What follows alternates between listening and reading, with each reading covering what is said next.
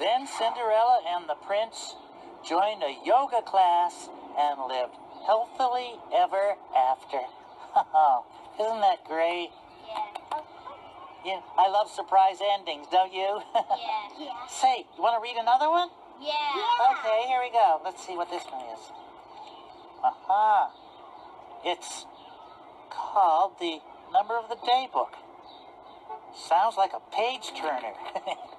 Let's see what it's about. Okay, here we go.